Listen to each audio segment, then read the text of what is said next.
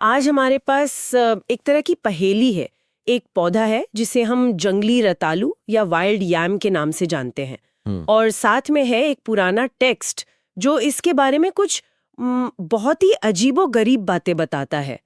ये कोई सामान्य जानकारी नहीं है जैसे यह इस बीमारी में काम आता है, नहीं, बल्कि यह है उस पौधे के असर की एक बहुत ही गहरी और विचित्र तस्वीर पेश करता है। बिल्कुल, ये किसी पुराने औषधीय ग्रंथ या क्या कहते हैं मटीरिया मेडिका का हिस्सा लगता है। और इन ग्रंथों की खासियत यही होती है, ये किसी दवा की सिर्फ लिस्ट नहीं बनाते। ये किसी दवा की बायोग्राफी लिखने जैसा है, उसके पूरे चरित्र को समझना, वो कब, कैसे और किस तरह के इंसान पर सबसे अच्छा काम करती है। इसमें हर छोटी बड़ी आदत, हर पसंद नापसंद को दर्ज किया जाता है। तो आज हमारा मिशन है इन सुरागों को एक साथ जोड़ना और ये समझना कि आखिर ये स्रोत जंगली रतालू के जरिए किस तरह के इंसान की कहानी बता रहा है। चलिए इस पहेली को सुलझाना शुरू करते हैं। और ये तस्वीर बहुत ही बारीक है। ये सिर्फ लक्षणों की एक सूची नहीं है, बल्कि उन लक्षणों के बीच के रिश्ते, उनके घटने बढ़ने के कारण और उनसे जुड़ी मानसिक अवस्थाओं का भी जिक्र करती है। ठीक है, तो सबसे पहले सबसे मजबूत सुराग से शुरू करते हैं, पेट का दर्द। स्रोत में इसका जिक्र बहुत ही नाटकीय ढंग से किया गया है। इसमें लिखा है कि पेट में तेज ऐंठन वाला दर्द होता है, खासकर नाभि के आसपास। लेकिन जो बात मुझे सबसे ज्यादा चौंका रही है वो है इसका वर्णन। ये कहता है कि दर्द ऐसा महसूस होता है जैसे किसी शक्तिशाली हाथ ने आंतों को पकड़कर मरोड़ दिया हो। ये लाइन ही इस पूरे वर्णन का सार है।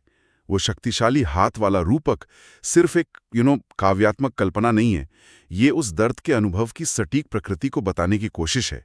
ये पाठक को या उस समय के चिकित्सक को दर्द की तीव्रता और उसके प्रकार को महसूस करने में मदद करता है।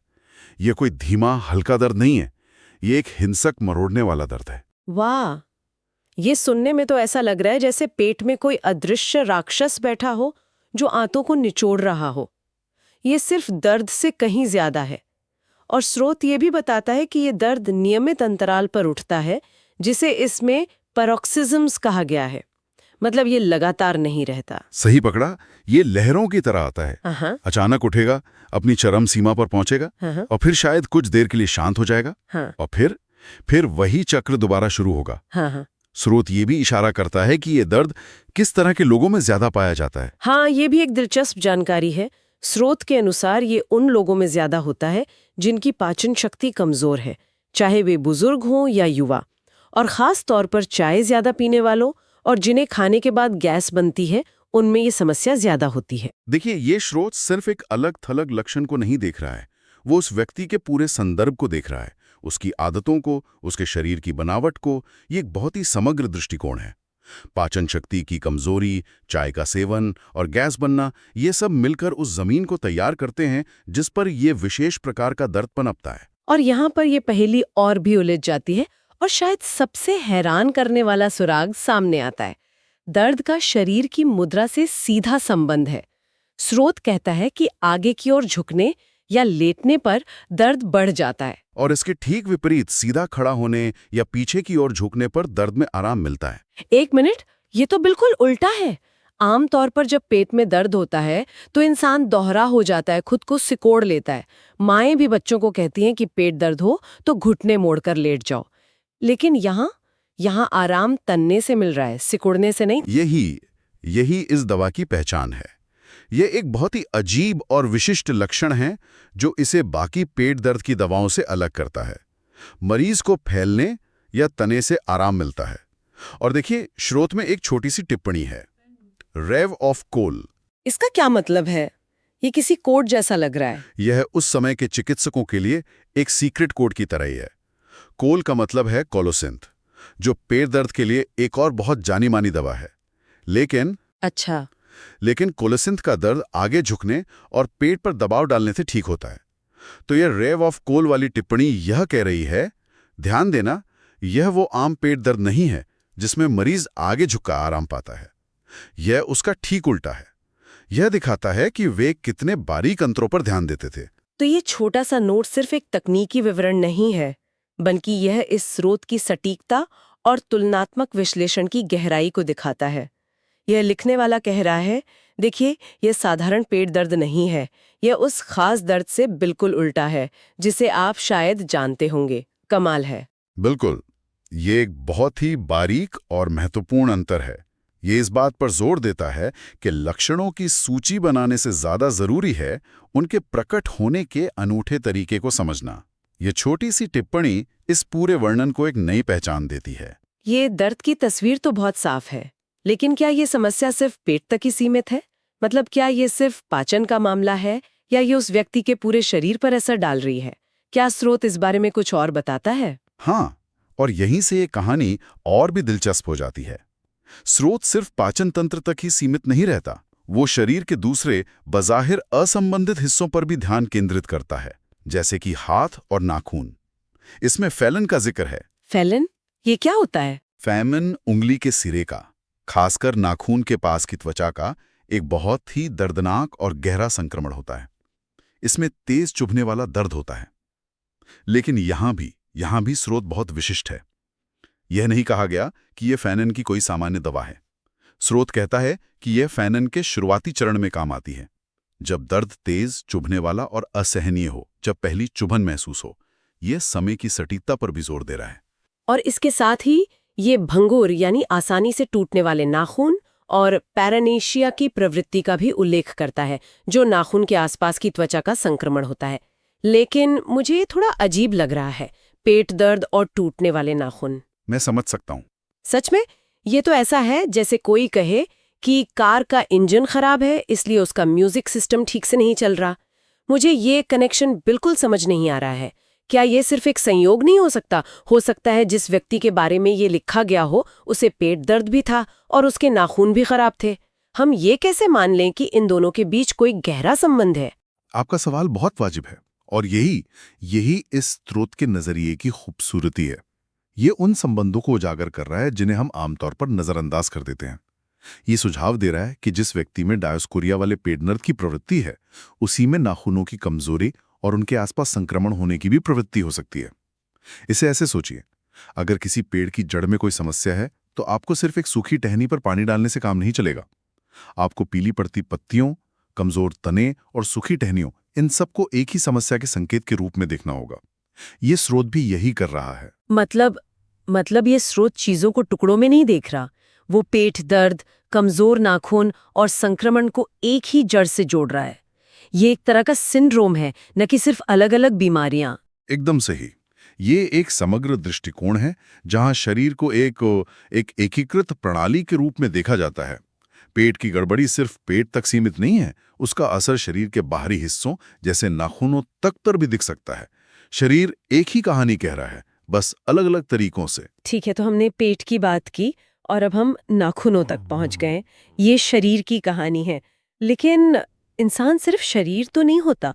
क्या ये सब उस व्यक्ति के मन पर भी कोई असर डालता है? क्या स्रोत हमें उसके भावनात्मक हाल के बारे में भी कुछ बताता है? हाँ बिल्कुल, स्रोत यहां भी नहीं रुकता, वो शरीर से मन की तरफ जाता है। इसमें नींद के दौरान वीर्यपात, रात भर महिलाओं के सजीव सपने आने और घुटनों में कमजोरी का जिक्र है। ये तो शारीरिक कमजोरी के लक्षण लग रहे हैं? लेकिन स्रोत इन्हें एक गहरी निराशा, मतलब ग्रेट डिस्पोंडेंसी की भावना से जोड़ता है। ये बहुत महत्वपूर्ण है। स्रोत ये नहीं कह रहा है कि ये लक्षण अलग अलग मौजूद हैं, बल्कि ये बता रहा है कि ये सब एक ही मानसिक भावनात्मक अवस्था के साथ आते हैं। व्यक्ति शारीरिक रूप से कमजोर महसूस करता है, जैसा कि घुटनों की कमजोरी से पता चलता है, और साथ ही वो मानसिक रूप से भी बहुत निराश और हताश होता है। और यहाँ भी एक तुलना की गई है ना? स्रोत में इन लक्षणों की तुलना स्टैफ से की गई है। इसका क्या मतलब है? यह फिर से इस ग्रंथ की गहराई को दिखाता है। स्टाफ संभवतः स्टेफिसेग्रिया नामक एक अन्य पदार्थ का संक्षिप्त रूप है। यह तुलना यह सुझाव दे रही है कि डायोस्कोरिया की भावनात्मक स्थिति स्टेफिसेग्रिया जैसी हो सकती है, जिसमें अक्सर दबी हुई भावनाओं, अपमान या अन्याय के एहसास से जुड़ी गहरी निराशा और हताशा होती है। यह हमें उस व्यक्ति की मानसिक दुनिया की एक गहरी झलक देता है। तो ये एक ऐसी तस्वीर बना रहा है जिसमें शारीरिक ऊर्जा, यौन ऊर्जा और मानसिक ऊर्जा तीनों ही कम है और एक गहरी निराशा की भावना से जुड़ी हुई है। और इसके अलावा स्रोत जननांगों का ठंडा होना भी इसी पैटर्न का एक हिस्सा बताता है, जो शायद जीवन शक्ति में कमी का एक और शारीरिक संकेत है। और ये सब उसी व्यक्ति में हो रहा है जिसे वो खास तरह का पेट दर्द होता है, जिसे पीछे झुकने से आराम मिलता है और जिसके नाखून कमजोर हैं। अब पूरी तस्वीर एक साथ आने लगी है। ये सिर्फ लक्षणों का ढेर नहीं है, ये एक इंसान का पोर्ट्रेट है। तो इन सब का कुल मिलाकर क्या मतलब निकलता है? हमने देखा कि दर्द लेटने, बैठने या आगे झुकने से बढ़ता है और आराम चलने फिरने से मिलता है। लेकिन यहाँ एक और विरोधाभास है जो मुझे बहुत अजीब लग रहा है। स्रोत कहता है चलना मुश्किल होने और थके होने के बावजूद चलने के लिए मजबूर होना। ये इस पूरी तस्वीर का सार है। ये तो बहुत ही अजीब विरोधाभास है। शरीर थककर चूर है, चलने की हिम्मत नहीं, लेकिन फिर भी रुक नहीं सकते। ये एक तीव्र बेचैनी की स्थिति को दर्शाता है। ऐसा क्यों? बिल्कुल, ये एक आंतरिक मजबूरी है। इसे ऐसे समझिए, लेटने से दर्द बढ़ता है, बैठने से दर्द बढ़ता है, आगे झुकने से दर्द बढ़ता है। तो उस व्यक्ति के पास विकल्प क्या बचता है? सिर्फ चलना या खड़ा रहना? तो स्थिर रहना उसके लिए असहनीय हो जाता है। ये बेचैनी उस दर्द से बचने का एक तरीका है। व्यक्ति को आराम स्थिरता में नहीं बल्कि गति में मिलता है, भले ही वो गति उसे और थका क्यों ना रही हो। तो यह एक मजबूर करने वाली गति है। यह बस टहलना नहीं है।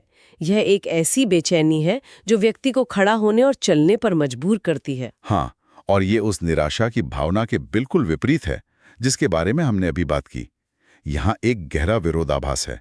एक तरफ मानसिक ठहराव और निराशा है और दूसरी तरफ एक शारीरिक बेचैनी जो उसे एक जगह टिकने नहीं देती। मन रुकना चाहता है पर शरीर रुक नहीं सकता। वाह! तो आज की इस चर्चा से जो तस्वीर उभरी है वो किसी एक बीमारी की नहीं बल्कि एक पूरी स्थिति की है।